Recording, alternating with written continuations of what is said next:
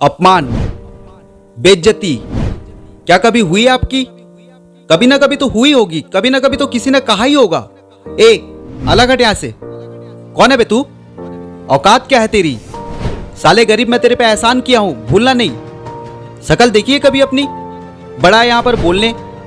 और जब इस तरह की बेइज्जती होती है तो उस वक्त आपको क्या रिएक्शन होता है? जब भी कोई आपको अपनी औकात याद दिलाता है उस वक्त आपके अंदर ही अंदर क्या चल रहा होता है?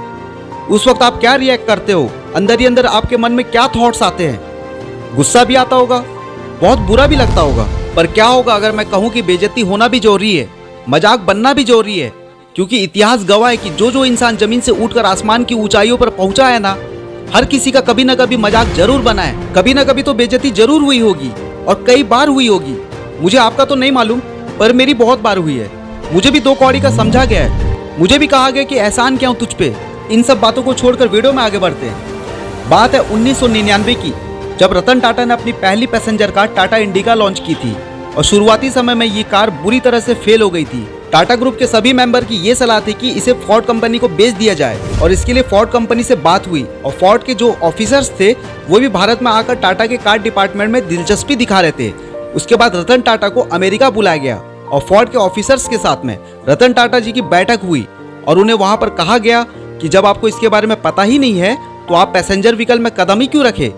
और यही नहीं बल्कि ये भी कहा गया कि हम टाटा मोटर्स के बिजनेस को खरीद कर आप पर एहसान कर रहे हैं, आप हमेशा इसे हमारा एक एहसान समझना।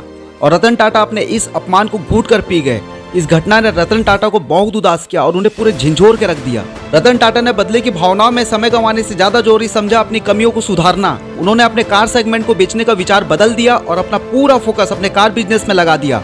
और कहते हैं समय पहिए के समान घूमता है, और इसी तरह से समय पहिए के समान घूमा और रतन टाटा की मेहनत ने टाटा मोटर्स को सफलता की ऊंचाइयों पर पहुंचा दिया। एक तरफ टाटा ग्रुप के टाटा मोटर्स कामयाब हो रही थी तो वहीं 2008 में फोर्ड कंपनी दिवालियापन की स्थिति में आ गई थी।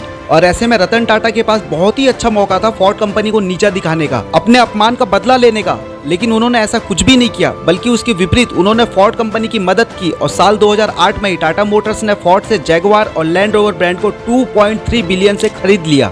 टाटा मोटर्स की फोर्ड के साथ ये डील जीवनदायिनी साबित हुई और उस वक्त जो फोर्ड के करंट चेयरमैन थे उन्होंने रतन टाटा को धन्यवाद देते हुए कहा कि आपने JLR को खरीद कर हम पर बहुत बड़ा एहसान कर रहे हैं। और यही होती है एक महान इंसान की पहचान। अच्छा तो हर कोई बन सकता है, लेकिन महान बहुत कम बन पाते हैं। ये तो कुछ भी नहीं है, इससे भी बुरा अपमान हुआ था डॉक्टर भीमराव अंबेडकर का। नीची जात के थे तो लोग उनकी परछाई भी अपने ऊपर नहीं पड़ने देते थे।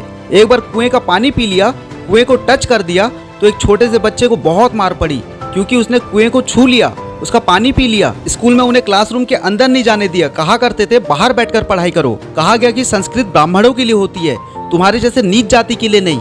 इतना अपमान हुआ, बहुत दर्द होता है अंदर से, बहुत नहीं बहुत बहुत बहुत दर्द होता है। उन्होंने उस दिन ठान लिया, तुमने मुझे गांव के स्कूल में नहीं पढ़ने दिया, मैं दुनिया की सबसे बेस्ट यूनिवर्सिटी से पढ़कर आऊंगा। और कोलंबिया यूनिवर्सिटी से उन्होंने MA किया और उसके बाद लंदन स्कूल ऑफ इकोनॉमिक्स से MSc की और उसके बाद लॉ की पढ़ाई की और फिर PhD की। और फिर जब वापस आए तो उन्हें मिलिट्री सेक्रेटरी की नौकरी मिली, जो उस वक्त बहुत ही अच्छी नौकरी थी। लेकिन उसके बावजूद भी उनका अपमान हुआ और वो अपमान उनके दिल को पूरा चीर के रख दिया। उन्होंने तब भी कुएं का पानी पीने का अधिकार नहीं था। वहाँ का चपरासी तक उन्हें फाइल फेंक कर देता था और कहता था कि गद्दी पर बैठ गया तो क्या हुआ, है तो तू अभी भी निचली जात का ना। बस उन्होंने भी इसी अपमान को घूंट करके पी लिया और भारत का संविधान लिख दिया और अपना हक पा कर रहे। और इतना ही नहीं, उन्होंने अपना हक तो पाया ही, साथ में जितने भी निचली जात के लोग हैं उनको भी हक दिलाया। मैंने कहा ना, अपमान जौहरी है, बेइज्जती से बदलाव आता है। अंग्रेजों ने एक बार गांधी जी को धक्के मारकर ट्रेन से बाहर निकाल दिया था, बहुत बेइज्जती हुई थी। उनसे कहा गया था कि तुम काले इंडियंस डिजर्व नहीं करते हमारे ट्रेन पर बैठना। और उन्होंने भी उस दिन ठान लिया, तुमने मुझे ट्रेन से बाहर निकाला है, मैं तुम्हें अपने देश से बाहर निकाल दूंगा। और वो चिंगारी इतनी बड़ी क्रांति में बदल जाएगी, किसी ने अपने सपनों में भी नहीं सोचा होगा। अमिताभ बच्चन को भी उनकी भारी आवाज और लंबी हाइट की वजह से निकाल दिया था रेडियो की जॉब से, और वही ऊंची हाइट और वही भारी आवाज आज उनकी पहचान है। अपनी कमजोरी को अपनी ताकत बनाओ, अपनी अपमान का बदला अपनी सफलताओं से लो। जब कोई अपमान करता है ना तो अंदर ही अंदर आग लगती है, गुस्सा आता है बहुत। लोग गलती ये करते हैं कि उस गुस्से को वही निकाल देते हैं, लड़ाई झगड़ा करते हैं, कंप्लेन करते हैं। और मैं कहता हूँ उस गुस्से का यूज करना सीखो, अंदर दबाए रखो उसको और अंदर ही अंदर आग को बढ़ाते रहो बढ़ाते रहो बढ़ाते रहो, तभी तो बदलाव आएगा। क्योंकि कोई भी इंसान अपना सम्मान भूल सकता है लेकिन अपमान नहीं भूल सकता।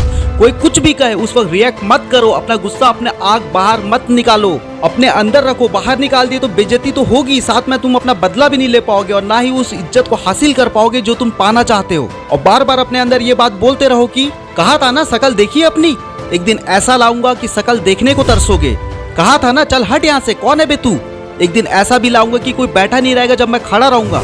कहा था ना तेरी औकात क्या है, मेरी औकात मैं नहीं, मेरा वक्त बताएगा, क्योंकि जब समय का पहिया घूमता है ना तो अच्छे अच्छे घूम जाते हैं। और बार बार अपने अंदर ये बात दोहराते रहे कि ठुकराया है जिन्होंने मुझे मेरा समय देखकर, वादा है मेरा एक दिन ऐसा भी समय लाऊंगा कि मिलना पड़ेगा उन लोगों को मुझसे मेरा समय लेकर, और मैं ये दिन जरूर लाऊंगा। आपकी क्या राय है कमेंट बॉक्स में जरूर शेयर करें। और मैंने इस वीडियो में जो एग्जाम्पल बताए, रतन टाटा, डॉक्टर भीमराव अंबेडकर, महात्मा गांधी, अमिताभ बच्चन और ना जाने ऐसे कितने लोग हैं जो हमें बताते हैं कि जिंदगी वो नहीं जो हमें मिलती है, बल्कि जिंदगी तो वो है जो हम बनाते हैं, और किस तरह बेइज्जती का जवाब दिया जाता है बिना कुछ बोले। अविनाश 1989 चैनल में हम ऐसे ही मोटिवेशनल वीडियो लाते रहेंगे, और लाइक और शेयर करके आप हमारा हौसला बढ़ाते रहे। और नए वीडियो को मिस न करने के लिए सब्सक्राइब और बेल आइकन को जरूर प्रेस करें। अगले वीडियो में फिर से मुलाकात होगी, तब तक के जय हिंद, जय भारत।